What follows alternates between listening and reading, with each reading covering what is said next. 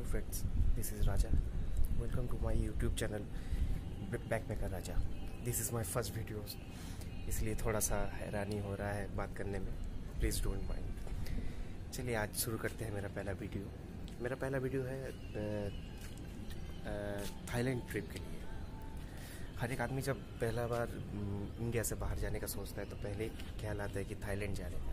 तो आज का मेरा ये वीडियो है थाईलैंड के ऊपर में, क्योंकि आप सभी जानते हैं कि थाईलैंड का जो वीज़ा ऑन अराइवल सिस्टम है वो अप्रैल का 30 तारीख तक अभी फ्री है. मतलब अभी कोई भी अगर विज़िट करेगा थाईलैंड तो वहाँ पर वीज़ा ऑन अराइवल का जो चार्जेस लगता है 2000 थाई बात, वो बिल्कुल फ्री है. तो इसलिए मैं पहला वीडियो थाईलैंड से शुरू कर रहा हूँ. और लास्ट ईयर मैं जुलाई को थाईलैंड घूम के आ चुका हूँ, इसलिए मैं इसका ऊपर ही पहला फर्स्ट वीडियो में बनाना चाहता हूँ. So let's get start.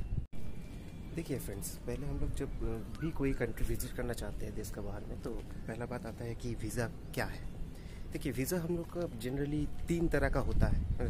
Actually visa है 2 तरह का, जनरली 2 टाइप्स. मतलब मैं यहाँ पर टूरिस्ट वीज़ा या बिजनेस वीज़ा ये सब के बारे में बात नहीं कर रहा हूँ. वीज़ा मिलने का प्रोसीड्यूर के बारे में बात कर रहा हूँ.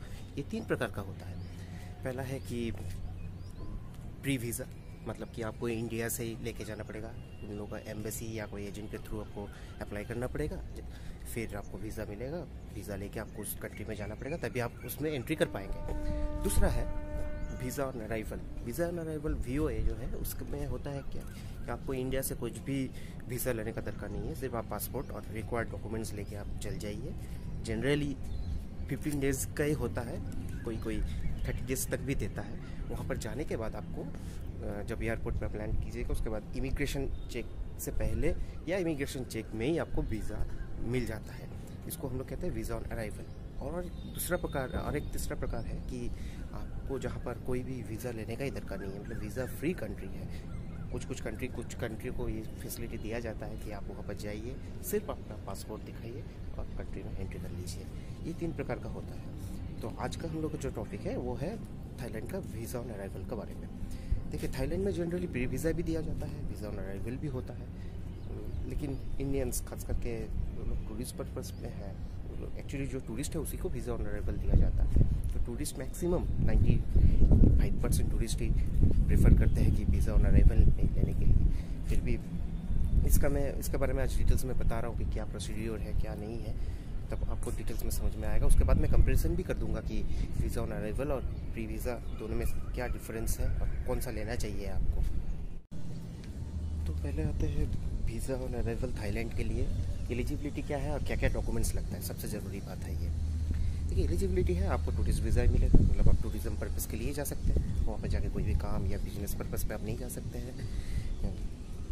और दूसरा बात है कि आपको जो वीज़ा लगेगा उसके लिए ये सब डॉक्यूमेंट्स लगेगा. पहला डॉक्यूमेंट्स है आपका एक वैलिड पासपोर्ट. ओबियसली आपको तो देश का बाहर जब जा रहे हैं आपको तो वैलिड पासपोर्ट तो लेके जाना ही पड़ेगा. पासपोर्ट का वैलिडिटी मिनिमम 6 मंथ होना चाहिए. उसमें 2 ब्लैंक पेजेस रहना चाहिए. मतलब कि आपका जो पासपोर्ट है वो अगले 6 महीने के अंदर एक्सपायर नहीं होने वाला है. अगर होने वाला है तो आप रिन्यू करके फ्रेश ले जाइए. और दूसरा बात है कि आपका पासपोर्ट में 2 ब्लैंक पेजेस रहना चाहिए, ताकि वहाँ पर वो VOA का स्टैम्प और जो इमिग्रेशन का स्टैम्प है वो डाल सकेगा. ये मैंडेटरी है. इसके बाद लगता है एक वीज़ा ऑन अराइवल का फॉर्म. ये फॉर्म आपको एयरपोर्ट में लैंड करने के बाद ही आपको मिल जाएगा, या मैं नीचे डिस्क्रिप्शन में लिंक भी दे देता हूँ, वहाँ से भी आप डाउनलोड करके प्रिंट कर सकते हैं. ईजी फॉर्म है, उसमें सिर्फ नाम, आपका पासपोर्ट नंबर, ये सब डिटेल्स, होटल कहाँ पर रह रहे हैं, ये सब डिटेल्स डालना पड़ता है. वेरी सिंपल फॉर्म है, एक पेज का. इसके बाद आता है फ़ोटो. जनरली वहाँ पर एक ही फ़ोटो लगता है. फ़ोटो को लेकर थोड़ा वो लोग स्ट्रिक्ट भी है. फ़ोटो के स्पेसिफिकेशन में मैं लिंक दे देता हूँ डिस्क्रिप्शन में, वहाँ से आप देख सकते हैं. फिर भी मैं कहना चाहता हूँ कि फ़ोटो के बारे में वो लोग बहुत स्ट्रिक्ट है. अगर फ़ोटो में थोड़ा सा डिस्टर्ब रहता है तो वो लोग आपको वहाँ से साइड में खड़ा कर दीजिएगा, फिर बोलेगा कि आप फ्रेश करके फ़ोटो लाइए. तो एयरपोर्ट में फ़ोटो का भी ऑप्शन है, लेकिन वो लोग बहुत ज़्यादा चार्ज करते हैं. 2 या 3 फ़ोटो देंगे आपको 400 या 500 रुपये ले लेंगे. तो अच्छा है कि आप अच्छा से डिस्क्रिप्शन में दिया हुआ लिंक पढ़ लीजिए, फिर उस हिसाब से आप इंडिया से बना के ले जाइए, ताकि आपको ये दिक्कत का सामना ना करना पड़े और ज़्यादा पैसा भी खर्चा ना करना पड़े.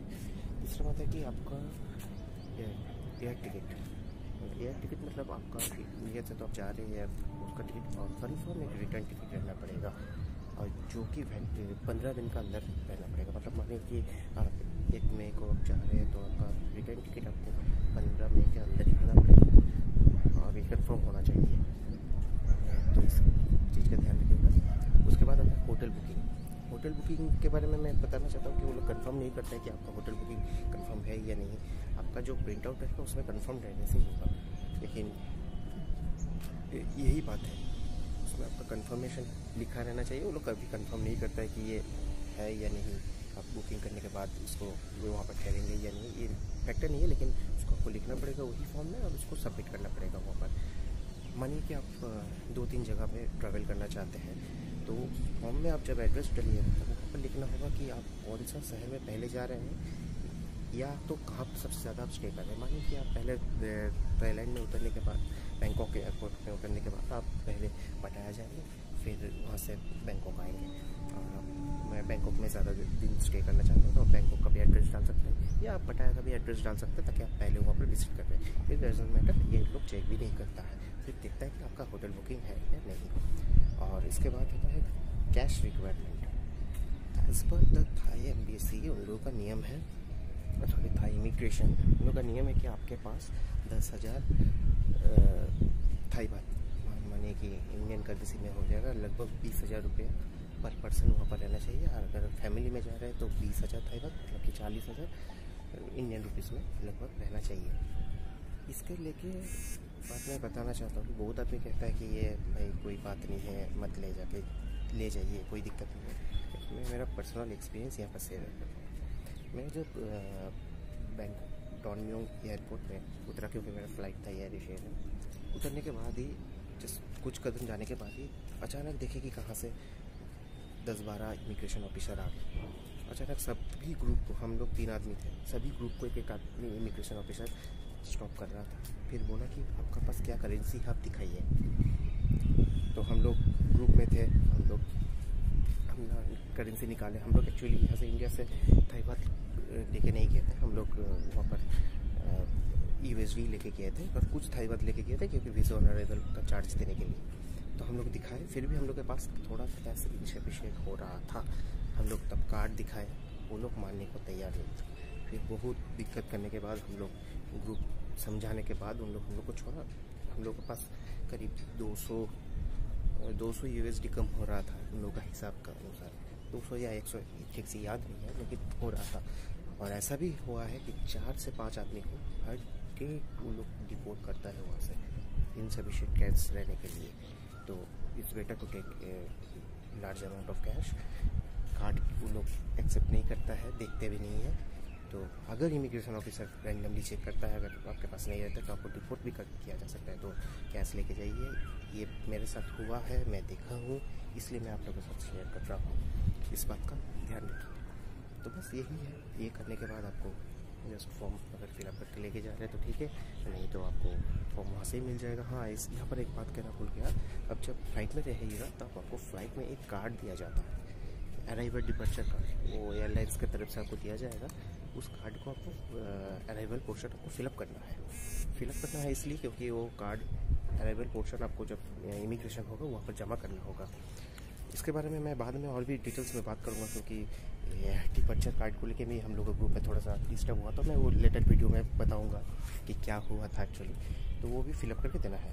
तो ये कुछ डॉक्यूमेंट्स है, मतलब आपका VOA form, photo, return air ticket, hotel bookings, बस।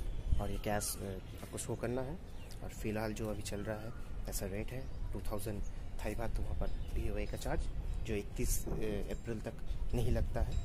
और काउंटर पे आप जब जाइएगा वहाँ पर देखिएगा कि बहुत ज़्यादा लंबा लाइन है। तो आपको कोशिश करना है कि आप जब भी फ्लाइट से उतरिएगा, फर्स्ट काम होगा कि आपका VOA का लाइन में जाके खड़ा हो, क्योंकि मिनिमम अगर डॉनम्योंग एयरपोर्ट में है तो मिनिमम 1 घंटा, और सुवर्णभूमि एयरपोर्ट में अगर है तो वहाँ पर तो 2-3 घंटा तो आराम से आपका कट जाएगा।